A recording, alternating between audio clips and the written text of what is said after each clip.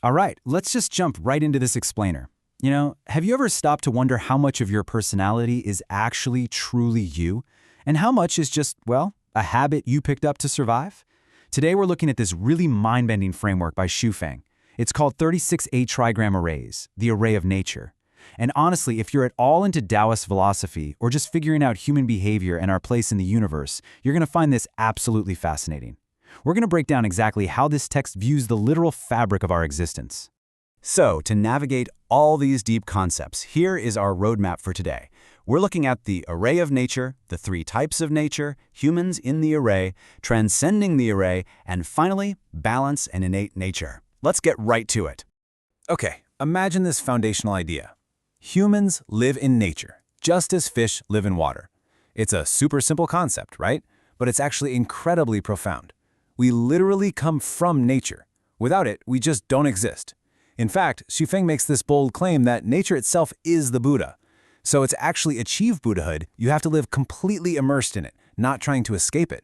I mean, sure, we can transcend a lot of things mentally, but physically stepping outside of nature? No way. That's just impossible.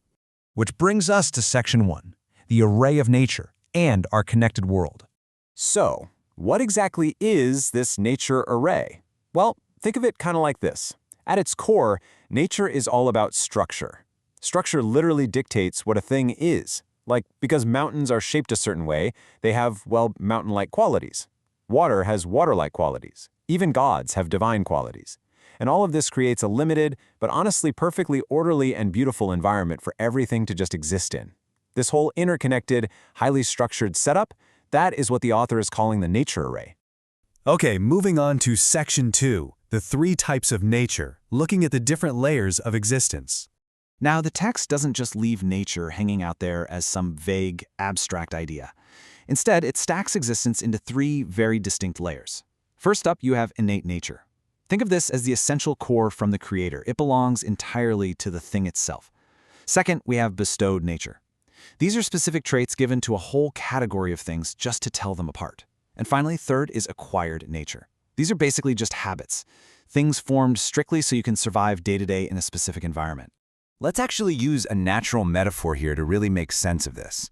Think about water. All water everywhere shares an innate, common baseline, right?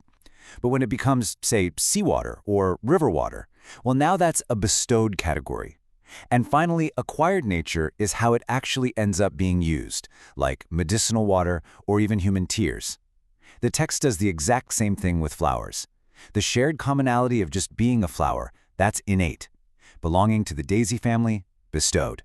But being one very specific individual golden daisy, that is acquired. So Section 3, humans in the array. Let's map out human nature. Because just like those flowers, we map onto this framework perfectly. You and I, we share a common humanity, right? That is our innate nature. Then you have broad categorizations like race or sex. Those represent our bestowed nature.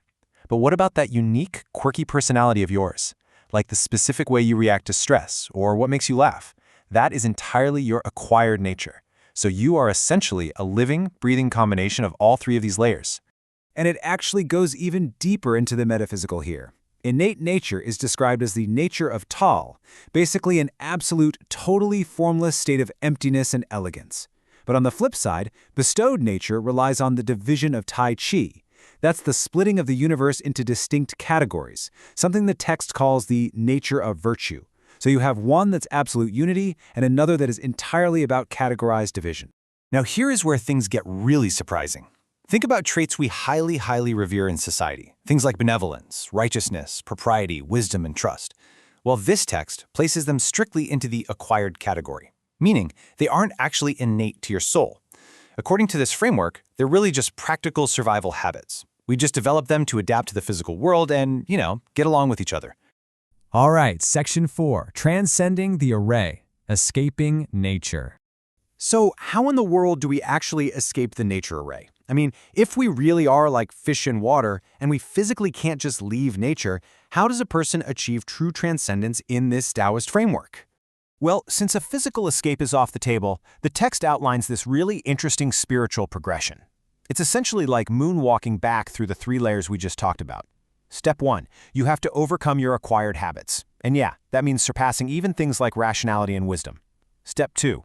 You discard your bestowed characteristics, basically abandoning that division of virtue completely. And then finally, step 3. You restore your innate nature, returning all the way back to the pure, formless Tao.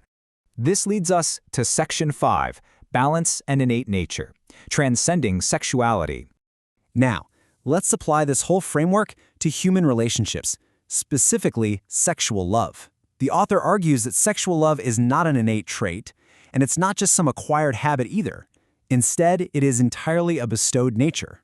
It's driven strictly by those differentiating principles of Tai Chi we mentioned earlier, the forces that divide humanity into male and female, yin and yang.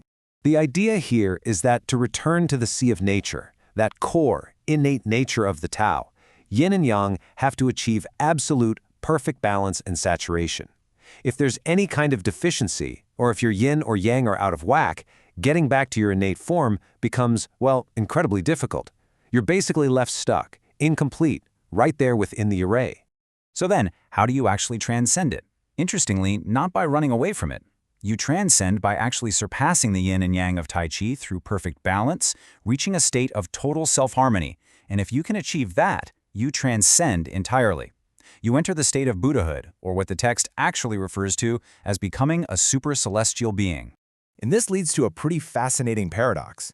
The text gives this explicit warning: do not avoid sex. The more you avoid sex, the further you move away from innate nature, the nature of Tao, Buddhahood. So unlike some traditions that preach pure asceticism and total avoidance, this framework is actually arguing that transcending sexuality requires achieving saturation first. Because completely avoiding it, that just creates a spiritual deficiency. It keeps you trapped and entirely out of balance. So, as we wrap up this explainer, I really want to leave you with a question to chew on. Think about it. Are your everyday actions driven by your true intuition? Or are they just the acquired habits of society masking your real self? Like, how much of your personality is literally just an environmental reflex? Honestly, figuring out the answer to that might just be the very first step toward your own transcendence. Thanks for exploring all this with me today.